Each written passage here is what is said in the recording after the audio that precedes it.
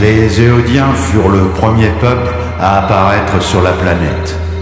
Dans les luxuriantes forêts d'Atlou tout d'abord, puis, un peu plus tard, le long des plaines de l'immense continent de Sopol.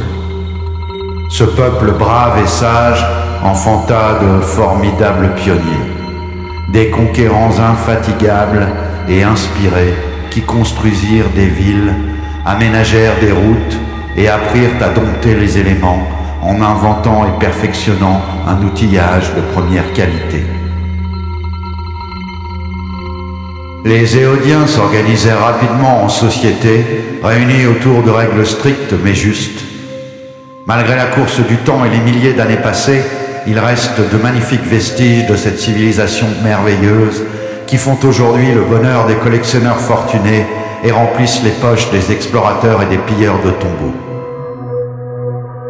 La nature véritable des Éodiens n'a pas encore livré tous ses mystères, et les érudits actuels se montrent bien en peine d'expliciter certaines sciences ou technologies que ces derniers semblaient parfaitement maîtriser.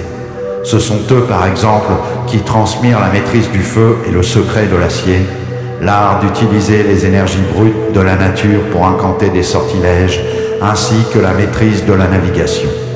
Certains de leurs monuments les plus magistraux questionnent encore la sagacité des architectes les plus en vue d'Irkin, qui souhaiteraient pouvoir maîtriser les mêmes compétences en matière d'ingénierie et de construction. Lorsque les dernières lignées éodiennes se sont éteintes, les autres communautés humanoïdes étaient déjà apparues à la surface d'Éode et avaient commencé à investir plusieurs territoires au gré de leur migration.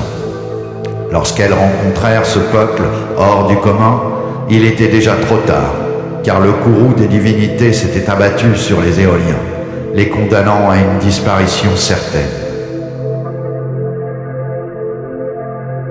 Parmi les sociétés les plus développées, certaines choisirent d'honorer à jamais la présence passée des Éodiens, conscientes de tout ce dont elles leur étaient redevables. Les prêtres d'Aaron instituèrent une cérémonie officielle au calendrier de leur église afin d'honorer chaque année la mémoire de ces ancêtres prestigieux.